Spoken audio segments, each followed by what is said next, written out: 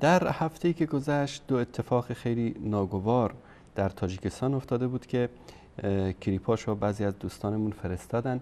من خدمت شما عزیزان پخش میکنم و بعد از اون در این مورد صحبتی خواهیم کرد که دو مسجد از مساجد اهل سنت را تبدیل کردن به رقاصه خونه و اونجا موسیقی پخش میکنن و میرقصن و میخونن. البته من پیشاپیش عذر میخوام از موسیقی که وجود داره در این، فقط به خاطر اینکه شما عزیزان یقینتون حاصل بشه که دارن در اینجا موسیقی است و خوندن است و اینم در داخل مساجد. همونطوری که میدونید در سالی که گذشت، در حدود 7-8 ماهی که گذشته، چیزی در حدود 1300 مسجد رو تبدیل به یعنی دیسکو کلب کردن، تبدیل به چایخونه و نمیدونم پارک و مدرسه و این مسائل. برسرد این دو تا کلیپ رو با هم میبینیم و بعدا در موردش صحبت‌هایی خواهیم داشت.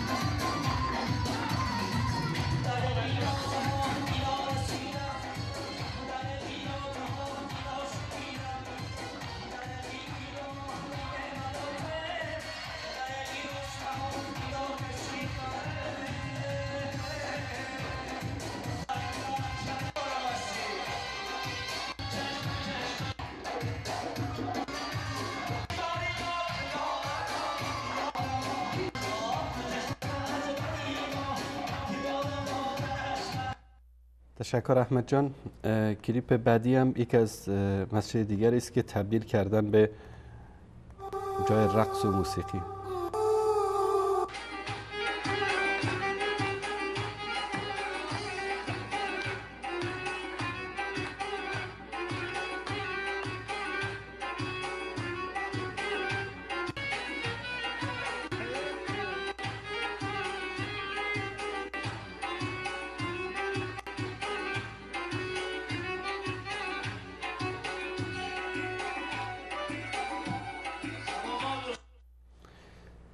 تشکر میکنم. دوستان عزیز،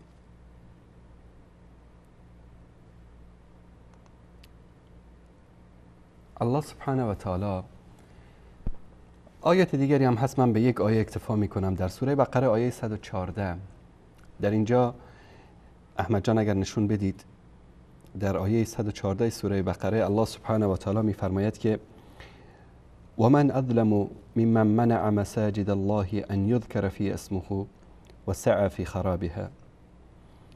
و کیست ستمگارتر از آن کس که مسجدهای الله را باز داشت که در آن نام الله برده شود و سعی فی خرابها و در ویرانی آنها کوشید. اولئک ما کان لهم ان يدخلوها الا خائفین لهم فی الدنیا خزی و لهم فی الآخرة عذاب عظیم. شایسته آنان نیست جز به حال ترس وارد این مساجد شوند. بهره آنان در دنیا خواری و رسوایی و در آخرت عذاب بزرگی است. الله سبحانه و تعالی مجرد مانع شدن از اینکه نماز خوانده بشه در مسجد میگه که کیست ظالمتر، یعنی هیچ ظلمی در دنیا بالاتر از این نیست که کسی بیاد و مسلمانان را از ذکر الله، از نماز خواندن، از قرآن خواندن در مساجد مانع بشه. من فقط همینطور یک سرچ زدم در مورد صفات ظالمین که ظالمین چه کسانی هستند.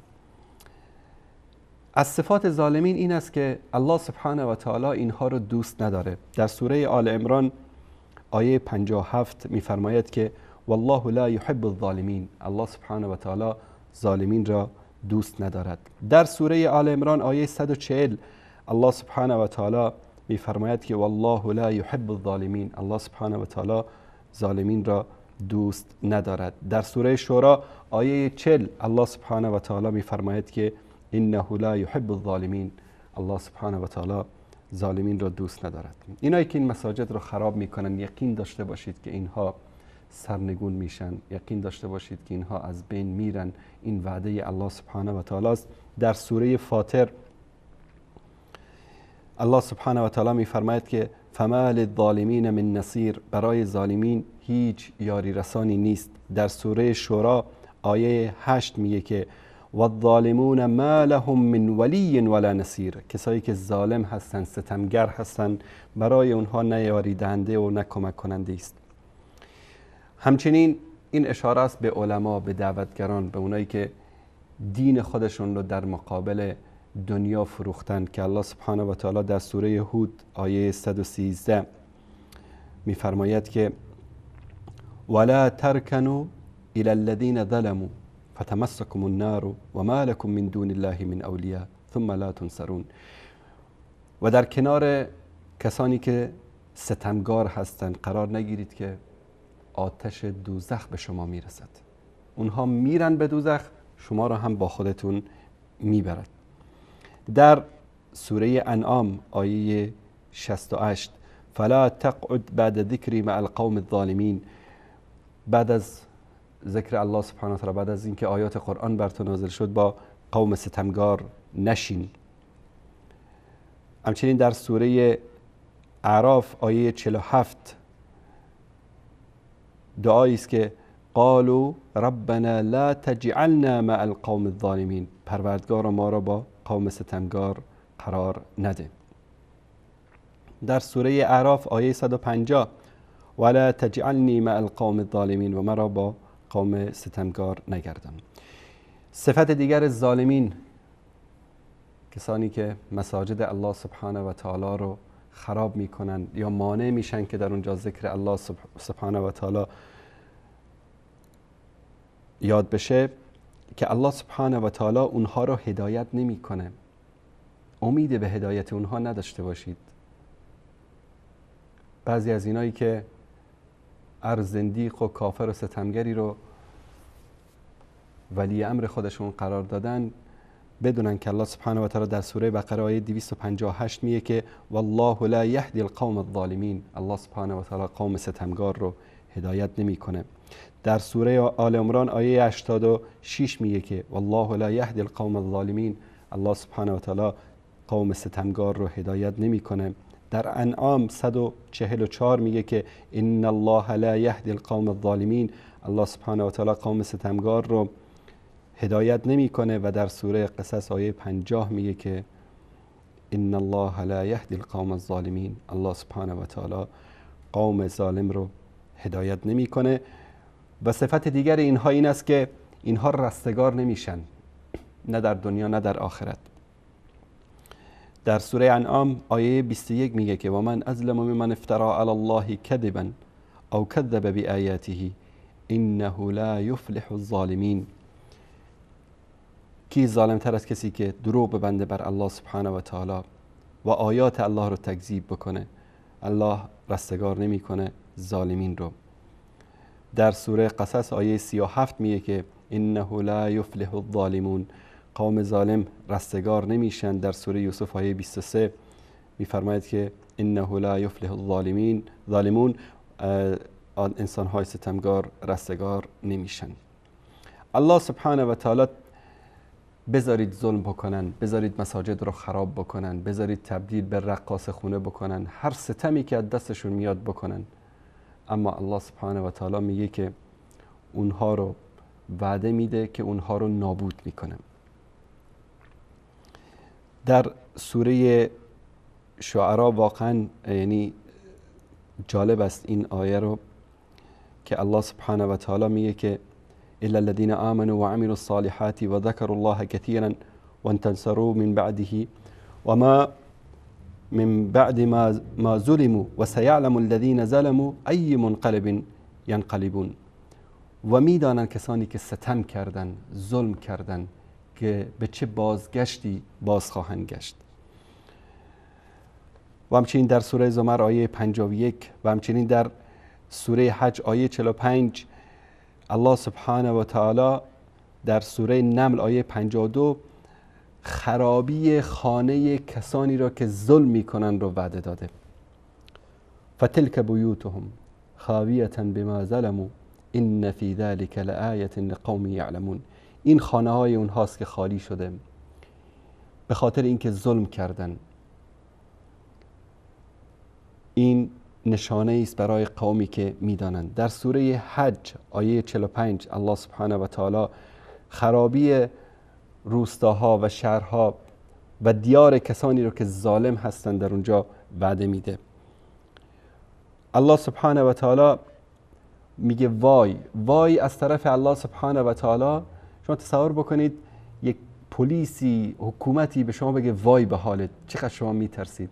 الله سبحانه و تعالی وقتی بگه که فویل للذین ظلموا من عذاب علیم، وای به حال کسانی که ستمگار هستند از عذاب دردناک. زخرف آیه 65 قالوا یا ویلنا انا كنا ظالمین. سوره انبیاء آیه 14. همچنین الله سبحانه و تعالی وعده کرده که برای ستمگاران آتش جهنم رو آماده کرده. و قل الحق من ربکم فمن شاء فلیؤمن و من شاء فلیکفر انا اعتدنا للظالمین نارا احاط بهم. بگو ای محمد که حق از جانب پروردگار توست، کسی که میخواهد ایمان بیاورد و کسی که میخواهد کافر شود. ما برای ظالمین، برای ستمگاران ناری رو، آتشی رو آماده کردیم که اونها رو در بر میگیره. و همچنین در سوره حشر آیه 17 فکان عاقبتهما انهما فی النار خالدین فیها و ذلک جزاء الظالمین. و جزای اون دو این بود که در آتش جهنم جاویدان بمانند. این جزای کسانی است که ستمگار باشند.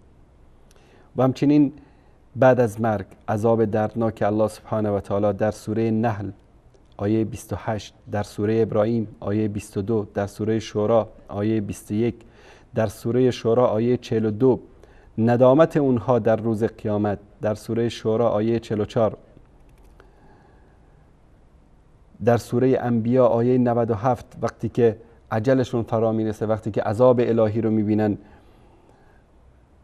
میگن که یا ویلنا قد كنا فی غفلت من هذا بل كنا ظالمین. بار الله ما در غفلت بودیم بلکه جمله ستمگاران بودیم، اما فایده ای نداره. خداوند لعنت بکنه اینهایی که مساجد رو تبدیل به محل موسیقی و رقص میکنه. خداوند لعنت بکنه اینهایی رو که مساجد الله سبحانه و تعالی رو خراب میکنن به بهانه‌های مختلف، زیرا الله سبحانه و تعالی این ستمگاران رو لعنت کرده. در سوره هود آیه 18 الا لعنت الله علی الظالمین، لعنت خداوند باد بر ستمگاران. در سوره اعراف آیه 44 میفرماید که الا لعنت الله علی الظالمین، لعنت الله سبحانه و تعالی بر ظالمین باد. و همچنین وعده الله سبحانه و تعالی است که اونها رو هلاک میکنه. ذلك ان لم يكن ربك مهلك القرى بظلم و اهلها غافلون. و همچنین دستور عنکبوت آیه 31 در مورد هلاکت و نابودی کسانی که ستمگار هستند، در مورد حسرت اینها به خاطر ظلمی که کردن. همینایی که امروز مساجد رو خراب میکنن و تبدیل به محلات جای موسیقی و رقص میکنن، اینها در سوره زمر آیه 47 الله سبحانه و تعالی در روز قیامت